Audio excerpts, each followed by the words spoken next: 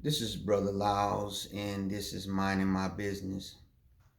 And I am here to tell you that I'm very glad that Congress is finally uh, put an end to this government shutdown.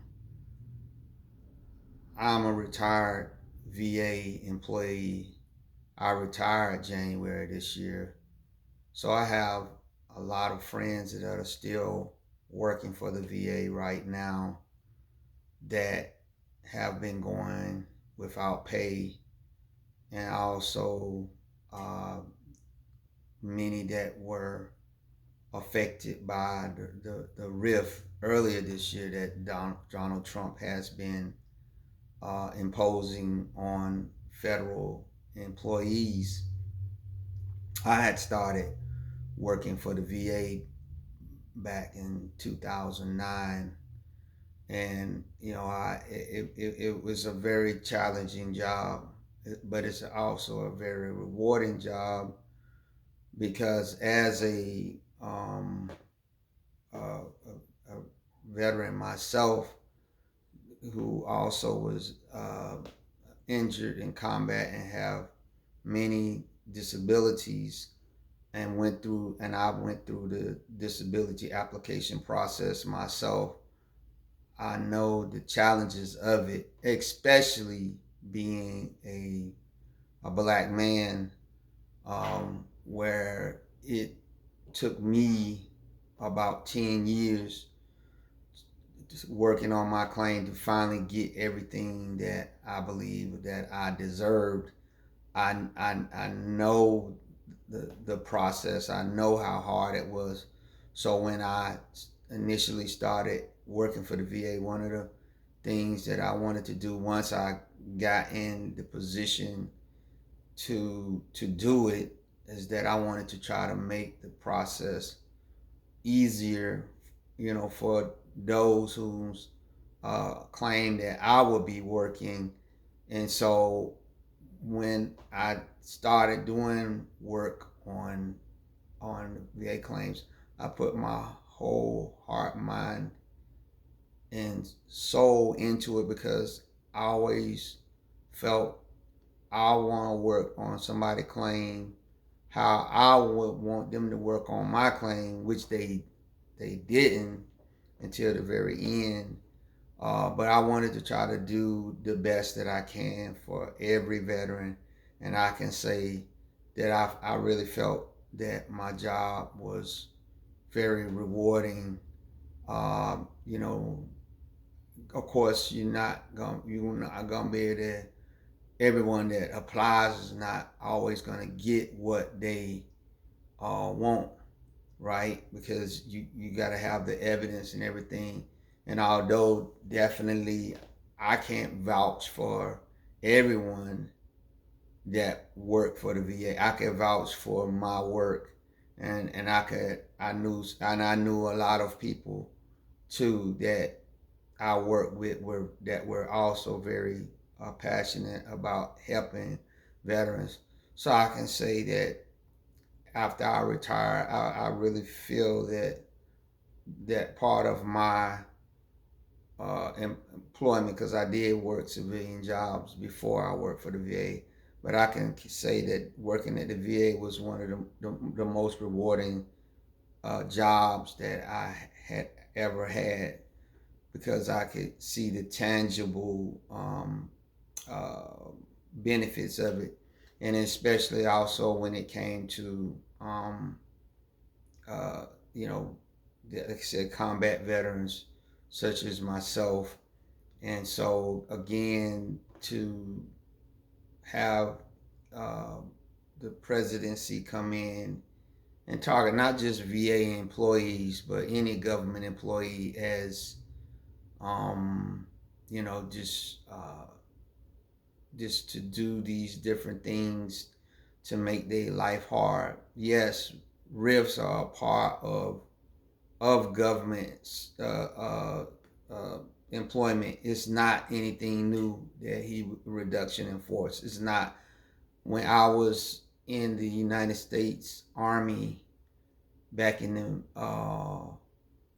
early to mid um, 90s, and after the Soviet Union, with Afghanistan, after the Afghanistan war and the other stuff, when the Soviet Union finally fell, and then uh, they had the victory over Iraq in the first Gulf War.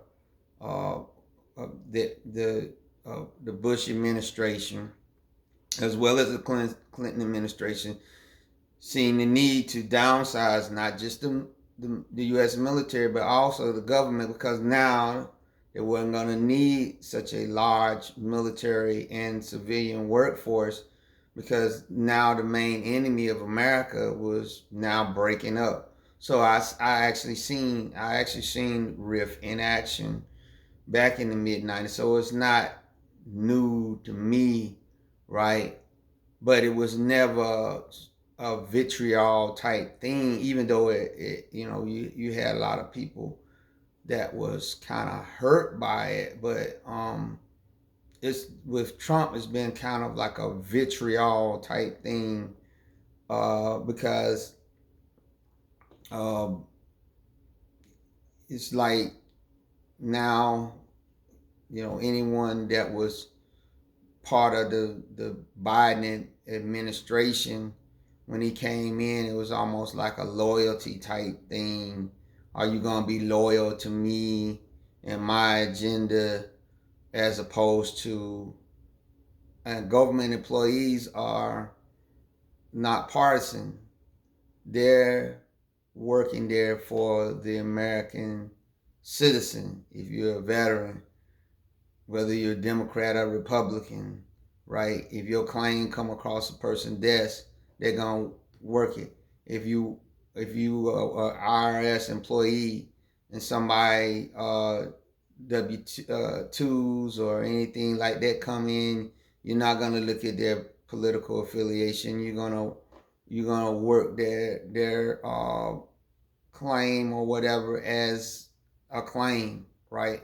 And so, although again, I reiterate, rifts are not new. They happen. They had rifts after the Vietnam War. They did, they started downsizing. That's why they ended up with the all volunteer army. They said we're not gonna have the draft army, so the military ranks depleted, and a lot of other positions depleted. So it's not anything new. You had some bases that was closing and stuff, and it's not new. But again, the attitude to make that, if you're a government employee, don't feel that you should feel safe with that position, when given, yes, it is some definitely benefits to working a government job, but in a lot of times you can, in the private sector, make more money. I actually um, looked at um, some of my pay as working in civilian jobs, and then I looked at my pay working for the VA, and it took me some years working at the VA to actually get back into some of the levels that I was for pay in some of my civilian jobs. But the atmosphere at those civilian jobs that I had was not conducive to my disabilities. Working there at the VA, even with the stress of it, it still was an environment that I like better. It did take me some time to get used to working in an office atmosphere. I had never worked in an office atmosphere. I didn't know anything about, and I still never found out about, because I didn't care to, a water cooler politics and all that stuff. I never. I tried to do my job, get in there, do what I needed to do, and get out. I wasn't in there to get mixed up in the politics of anything that could have been political in that job. I was just there to help veterans, and I was able successfully to do that from 2009 to the beginning of 2025. And so, like I said, those that I know that are still there, I wish them all the best. Now that this government shutdown is happening, I would encourage, and I actually have seen some people here and there out and about during this shutdown, just bumping into them. I would encourage, and I encourage any of them that I did bump into. I say, if you get the time that you can retire, I would recommend that you go ahead and retire before something else pops up and he tries to change some kind of statutory law. Because, like I said, unbeknownst from the previous rifts and different things from the other administration, they just went by what the law says. But Donald Trump is kind of trying to invent different things to uh, uh, push a lot of um, uh, government employees to quit voluntarily or put them in such a bad situation that, yeah, I would tell them, if you can get out in retirement, do it. Do it now, because you just don't know what position he could put people in, and people that could end up retiring. If they get fired, then that's a whole lot of time, money, and energy going down the drain. When maybe you was trying to I need to hold on for a few more years because I got a child in college or something like that. I wouldn't do it. I would go ahead and try to get out, and maybe after retire, because you can, and that's also depending on, like I said, if you can retire, if you can retire, right, and then maybe go get another job, but at least you got that retirement coming in, and you made it to that, right? You just have to be wise. I looked at that situation, and I always said that in my mind, that when I got enough time to retire, I was going to retire. I was not going to try to hold on to get a bigger annuity at the end. And it's going to be the same when I turn 62.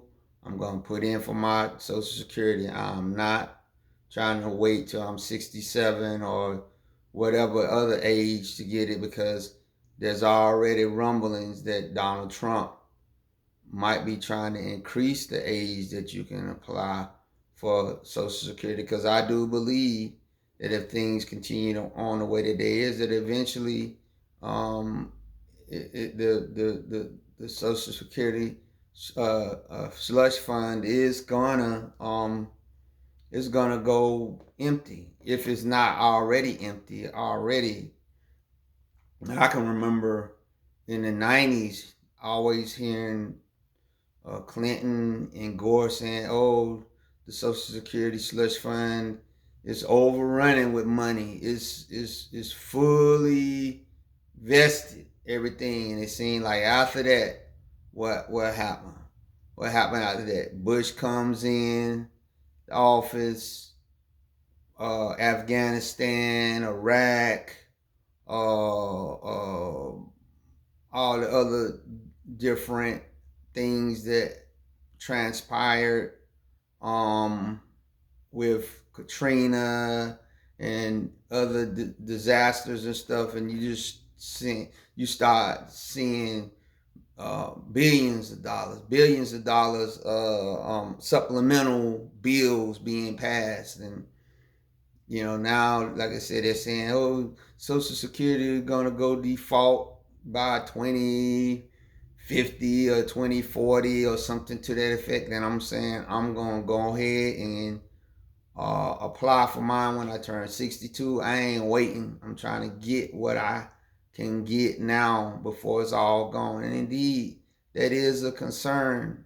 Like I said, I see the government shutdown, and I come to understand that my annuity is coming from the government. My Social Security, when I start, if he doesn't change the age you can apply for it, the minimum from 62, that what if they run dry? That is a valid thought with what we see going on with him holding back. Now, SNAP and all these things, these are subsidies. Those always can be put on a chopping block. But I'm talking about mandatory things like a person's pension, except for the bonus army that I remember back in after World War One, the United States government had told they called them the doughboys, all the doughboys, men that fought in World War One. They had told them that when they got back, if you, I guess, was army discharged and all that stuff, that the government would promise all the doughboys at least $2,000. Now, what ended up happening was that when the Great Depression hit, a lot of those soldiers from World War One said, "Okay, we want our $2,000 bonus pension." So the government was like, "Well, we can't do it now. It's the Great Depression." They said, "We don't want to hear that. You promised it." So these guys formed themselves into what was called the bonus army. And what they did was they went to Washington, D.C., and they camped out around Washington, D.C. Sort of like what you see with Trump when Trump came in this time, and he got rid of all the tent cities that were near the White House and stuff, where the poor people was sleeping. Where the bonus army was like that. They was sleeping all around Washington, D.C., and they was protesting, and it was out protesting. And so finally, they got tired of it, the Washington, and they told General Douglas MacArthur, I think he was a lieutenant colonel at the time. They said, "We want you to move in and get rid of all these bonus army camps that's around D.C." And it was a clash, but they got the bonus army out. Right, and it's because of that they said they created the Veterans Administration, so that wouldn't happen. Because, like I said, a lot of these doughboys, these former soldiers of World War One, they needed that money at that time because of what was going on with the Great Depression and all these things. And so there is precedence that you know a person's quote unquote pension that they're getting from the United States government can be denied or held up. It happened here in the state of North Carolina some years ago. The teachers, they had a pension fund for the teachers, right? North Carolina teachers. And what they had been doing, and I think most pension funds are like this. It's not a static fund. They actually take the money that has been paid into the pension fund and they invest into certain things to increase the money to get interest on it while it's sitting there. Well, apparently the state of North Carolina had made some bad investments and it caused the pension fund, and they had also been pulling money out of it to use for other stuff in the state without the pensioners knowing about it. So then one year they said, "Okay, well, we're gonna have to cut back on the amount of pension that's being paid out to the teachers." And the teachers had to basically go to court and sue the state of North Carolina for trying to decrease the payments of their pension fund that was supposed to be for them in retirement. So I think about these things. I think about these things, and although I know some people say, well, just start your business, that is definitely something that has been on my mind, but it's easier said than done, especially when you trying to get yourself into a frame of mind of I'm retiring. I'm trying not to recreate myself into some other thing. I'm trying to, if I can, to the best of my ability, enjoy what semblance of this time that I have left, which is one of another reasons why I had said that I wanted to retire at 60. And hopefully, I believe that when I retired at 60, I hopefully will still be able to be mobile and also have my cognitive ability, which I have been blessed that I still have that I could, you know, enjoy this time with my family and friends. And so that's kind of what's been on my mind. But that also that part again, that the money that's sustaining me, besides that which I have in savings, of course, that outside of the government, right, that monthly paycheck is coming from the government, and that just as Trump is doing all these different things with SNAP and the money uh, they the states get for Medicaid, and this Obamacare ACA thing. What else could they do, or him, or some other president? So this is just some things that have come across my mind, because, like I said, as I look back, it's not nothing new. It's something that I've seen before, I experienced, and that I've also seen in history. So these are some of the things that you got to think about when you talk about you want to go into government employment or whatever, or even a civilian employment, which is even can be even more destabilized. I can remember in this area here, one of the big employers was R.J. Reynolds Tobacco Company, and even before the tobacco lawsuits came in the 90s, I guess they were, you know, the tobacco industry was kind of, I guess, restructuring. But I can remember a lot of people that were, that um, I used to hear about that had worked at Reynolds. They were trying to do buyouts on them, where there was like either some that was telling, look, we want to retire you early. Um, the amount of, they would make some kind of formula where they would pay them out. And I can even remember this one gentleman, I think he said he had been working at Reynolds for a long time, and they basically was like, we want to buy you out. And I think they gave him, when it's all said and done, and this was back in the I want to say the late, was it the early 90s? I think he said that he got over $100-something thousand cash money. Now, don't ask me how much money he paid on taxes on it. I don't know, but they was basically shuffling out money like that. Um, but I don't know what happened to the people that fully retired from Reynolds before all this stuff. But you can see where a lot of corporations many, many, many decades ago stopped paying out pensions. They stopped paying out pensions. I remember I used to hear the thing of people getting to the retirement age at private corporations, not government corporations, but private corporations, and getting paid a pension, maybe getting a Rolex watch on top of that, and then of course the health benefits and stuff like that. But as many companies have been swallowed up in conglomerations and have gone overseas, it makes me wonder what happened to these people that were getting these monthly pension checks from these corporations. Now, does that nullify that and they get a payout?